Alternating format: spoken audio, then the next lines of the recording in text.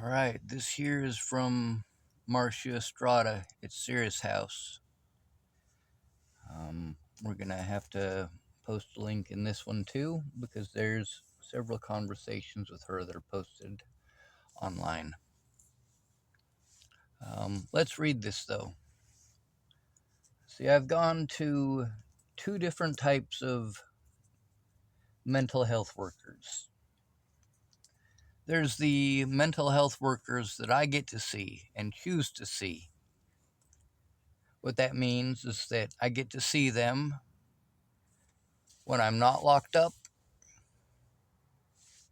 which means I get to show them evidence. Now, this lady here is actually qualified to diagnose schizophrenia. Her name is Marcia Estrada. This was written January 25th, 2022. This is actually just her rough draft, but it says, "To whom it may concern. I have been seeing Sean Schwartz on a weekly basis for outpatient therapy since completing a pre-treatment assessment on October 18th, 2021. Yeah, that happened inside of the Scottsbluff jail. And if you notice, that's October 18th. That's my birthday. My birthday the year before sucked too. My birthday this year sucked. I was in jail. Sorry, my birthday last year sucked. I was in jail. My birthday this year, I got left alone, thank goodness. Anyway, this continues to say, during this evaluation, Sean described symptoms he experienced on a regular basis. From the information he provided, I have diagnosed him with post-traumatic stress disorder. Imagine that. By the way, I have had, so far, 17 diagnoses of post-traumatic stress disorder. So, yeah, it's pretty obvious I have PTSD. It says, this comes from years of trauma and inconsistencies in a person's life, often starting as a young child. I also believe Sean to be on the autism spectrum, which causes difficulties in adapting to social settings. The most common symptoms of this disorder are anxiety, hypervigilance, and a feeling of impending doom. Ooh, right? It says, it does not appear Sean experiences any hallucinations or other psychosis. He does not meet the diagnostic criteria for schizophrenia. Sincerely, Marcia Estrada. I do want to stop here for a second. Let's look at the pile of evidence here. Okay, this is pretty big pile of evidence. This is the stuff that we were going through day before yesterday, was it? So it was all on my bed, which is this part right here, and now it's off to the side. That way I have room for, voila, 1, 2, 3 more bags, a couple of dinky bags, a bunch of little envelopes, more garbage, lovely, trash can, and of course there's more back here. So, these folks don't want to look at this evidence. They want to pretend that it doesn't exist. They also don't want to pay attention to the fact that there is a medical history that they're going out of their way to ignore. Why is it that this is not something that my attorney was able to get a hold of nor turn into the courts? Or any of my attorneys for that matter. That's called laziness. Now here, we've got a notice of dismissal.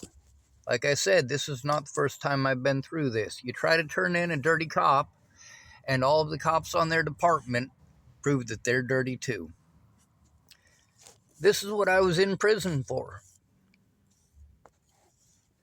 Now, you're going to notice that this is a very common occurrence. I was assaulted by the officers, and then, of course, who was I trying to turn in? I was trying to turn in Sheriff Scott DaCosta and his deputies.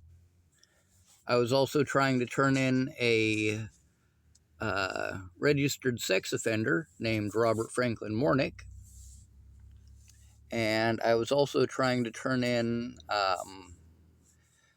a former police officer who's not allowed to be a police officer anymore that interfered in the Natalie Bollinger case and also interfered in me being able to get assistance protecting myself from this abuse.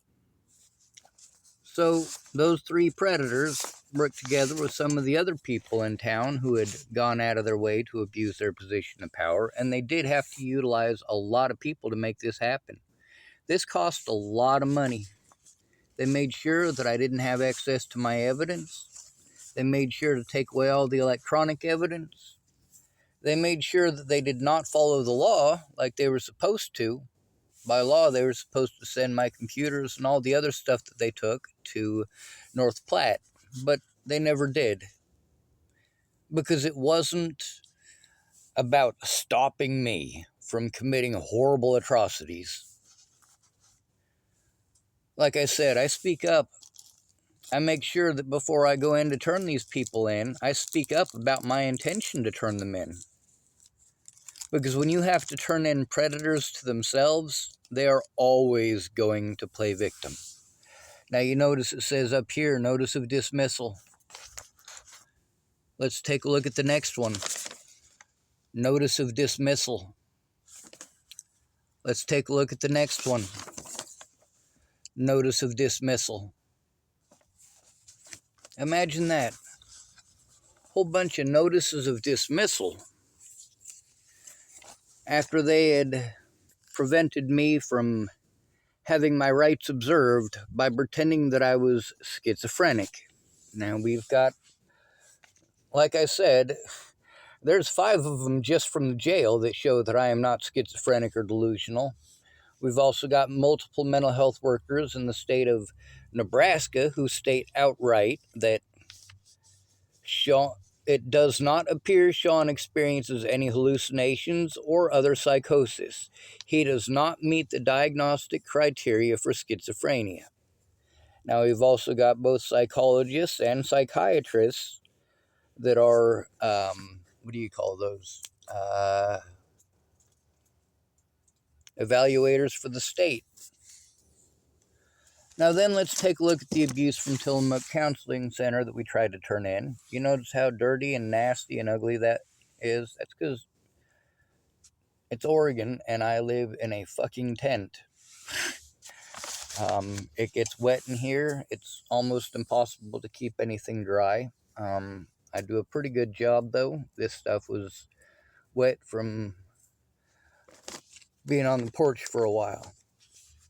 Now this here, it says that they received my grievance on August 28th, 2025. It says, thank you for bringing this information to our attention. Mary Lindsay is no longer employed with the agency. The Tillamook Family Counseling Center leadership team has turned this documentation into our adult abuse investigator as next steps. Well, we already know about the adult abuse investigator, don't we?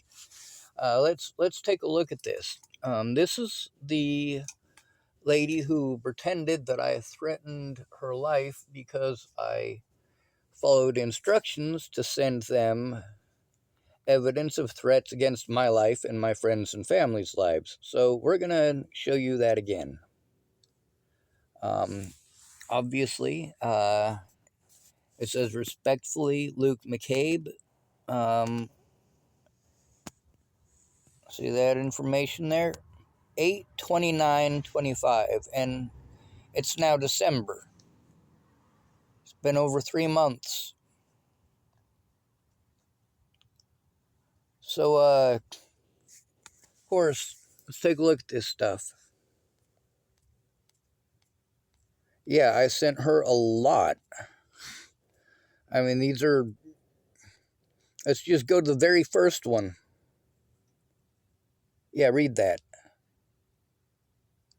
I don't care if you have to pause to do it. Go ahead, I'll let you.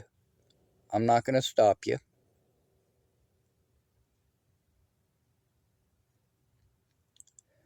That's my reality. And that's not even the worst ones. There are so many of those. So that right there is obviously not a threat towards Kylie. Let me see.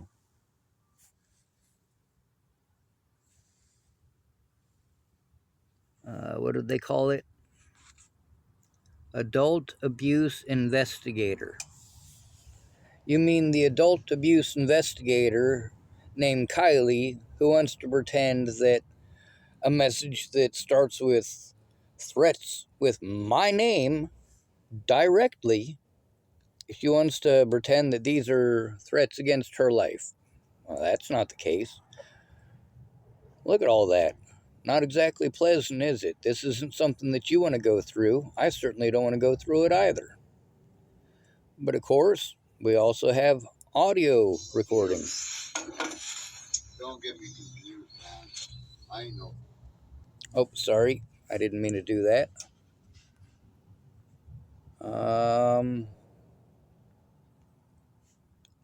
Where was I? All right, there we go.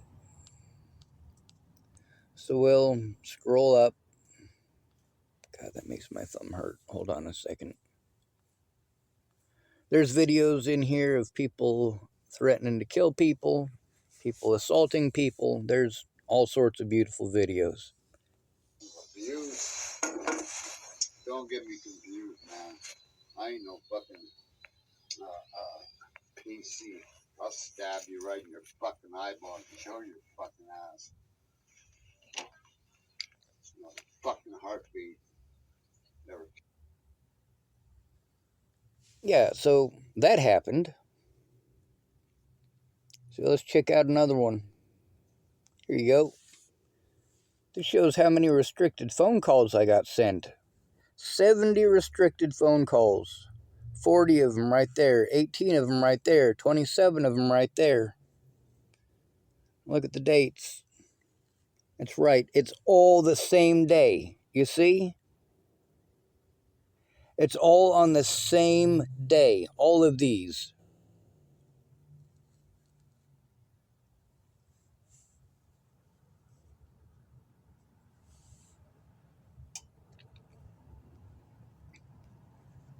Oh yeah, and then there's these right here.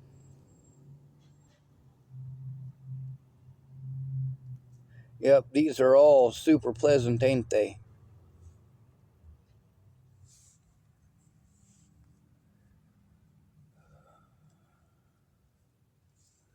There's a bunch. Oh, here's one from my sister. This shows how far back this has been going.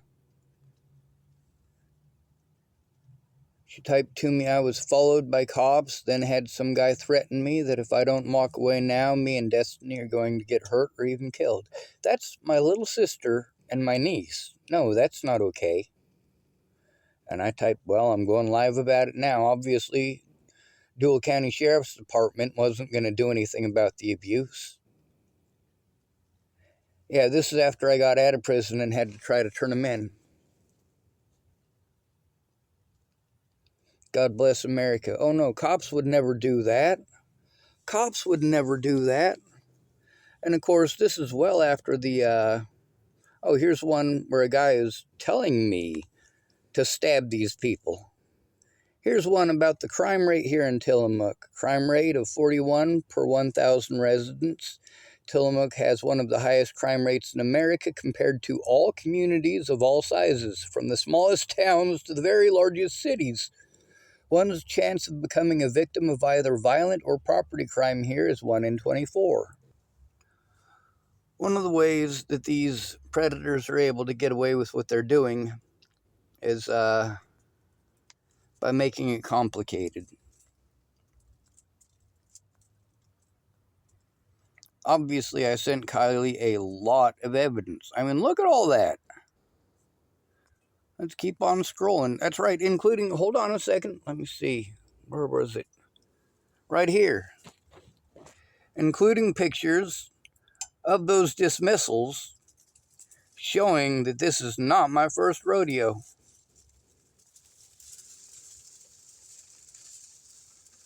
Oh, here's another one that's beautiful, isn't it? See, there's a lot of stuff that I sent her. Now, oh, here's the Marcia Estrada one too. And we already showed those in this video, didn't we? Yep. So then, of course, there's the situation from start to finish about Andrew Wolnez. Here's a short clip of a situation with Wolnez. The reason that it's a short clip is because I wasn't able to send a long one. Here's Wolnez doing his thing again.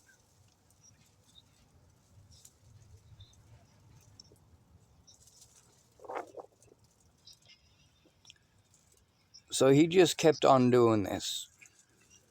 Riding by and throwing stuff, riding by and screaming at me. Oh, come on, turn up the volume. And of course, this is the kind of shit that people were screaming at me and yelling at me, and of course, I did what I was told. Matter of fact, this one right here, people didn't just say it to me, they also send it to me in text messages, which is why it's in a screenshot as well.